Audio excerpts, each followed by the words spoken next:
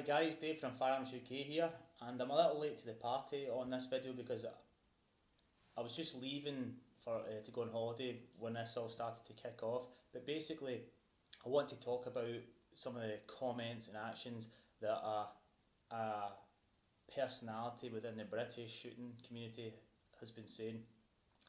Now, this person seems to just do this every now and again, and they kick off with all sorts of nonsense. So they attack certain firearms because of how they look. They attack, they attack certain disciplines. So they attack airsoft, they attack practical shooting, and basically says these people are militaristic fantasists. He's attacking particular pages. So he's attacked us. He's attacked the English shooting page.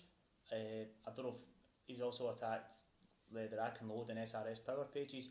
So basically you've got groups like ourselves that are trying to be positive and trying to really sell shooting, encourage unity, and really show that shooting is a fun and diverse sport for everyone. So children can shoot, men and women can shoot, young and old, people with disabilities can shoot. It's a massive sport, and organisations like the ones I've mentioned are really trying to sell it and show just how fun and safe it is, and really sell the benefits of it.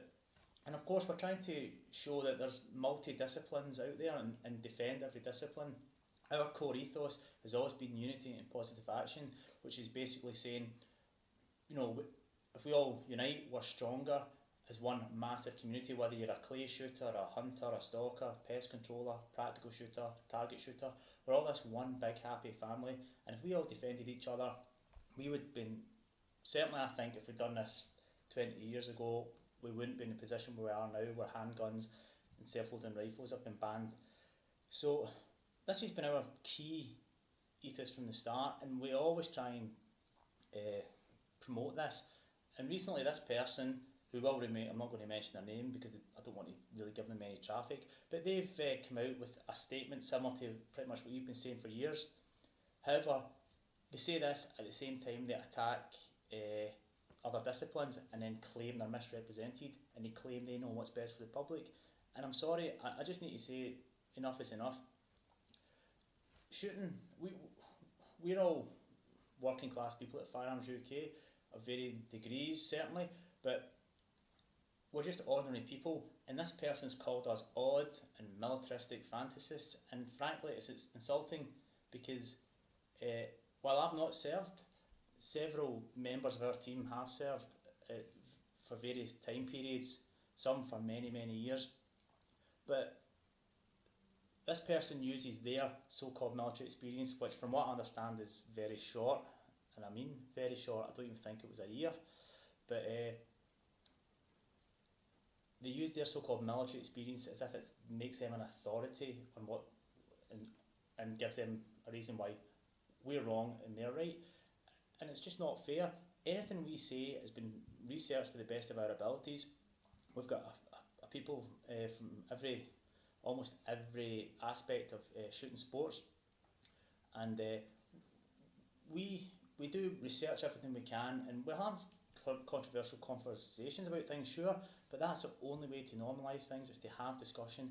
And we want to educate people, we want to educate the public and have these conversations and basically just show them that shooting's normal and healthy, whereas this person would rather cause division, sell out certain aspects of shooting sports to try and appease ignorance or whatever he perceives to be ignorance. And basically what I want to say is we should just ignore him. And I know I'm doing this video and we probably do know who we're talking about, but we need to I think we should concentrate our efforts on really just promoting shooting. Don't waste time on this person, they're not worth it. Let them just wither away and fade into insignificance where they belong. Promote the likes of ourselves, English shooting, rack and load, SRS power. Help us get shooting out there and show that it's not just a sport for rich old men who can afford expensive double-barreled custom-built shotguns. It's a sport for every class of person from every walk of life, and no matter what your preference is, we're all one happy family. And a lot of people, they're ignorant because of how the media represents shooting, and a lot of times it only takes you to just come out the closet, as you like, as a shooter and say, oh, I do a bit of shooting, and they'll usually say, oh, have you got a license? As you know, no, I'm a bank robber. But all you need to do is talk about it, and you don't even need to constantly bang on about it. You can just simply drop little hints, and there's so many ways you can do it. So here we've got a little wristband from the Scottish Association of Country Sports, who are a really fantastic, friendly organisation. But sometimes I'll wear this to work, and people will ask, you know, what's that? Who are they? And you can tell them a little bit about it and what they do, and you know, and the conversations come on from there. Wear a wee cap you might wear to the range or when you're out shooting. People will ask, oh, what's the R stand for?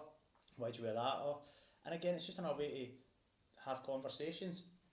A simple thing, Northern Shooting Show mug, something like that.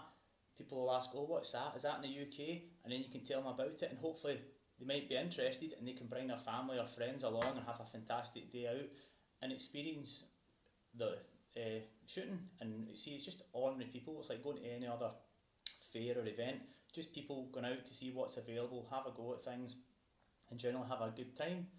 And this is what we need to do, just normalise it.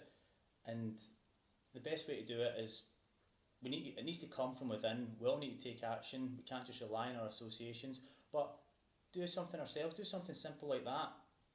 Spend your energy doing that and supporting the likes of ourselves and others I've mentioned. Help us get the message out there, and let the divisive sellouts within the community just move on.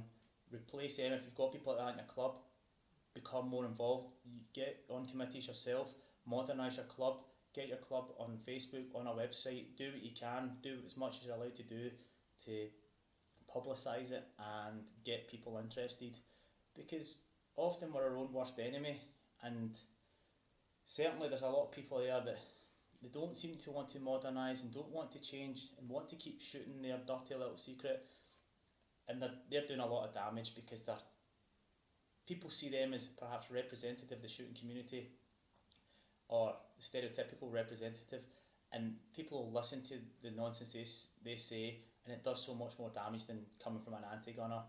So our community, just focus on the good guys, get the message out there of positive action and unity, and we can all normalise shooting. And change won't happen overnight, but if we can keep getting the message out there, we don't need to rely on the BBC and mainstream media, for example, to get our message out there. We've got social media now, and although sometimes they're quite hostile, it still gives us a platform to do videos, to talk about things, to get the facts out there, and that's where we should be spending our energy. So anyway guys, that's it. Thanks for watching, and hopefully my next video, if nothing else comes up, will be on a continuation on the series of the history of British firearms law. But thanks again for watching, and see you soon. Cheers.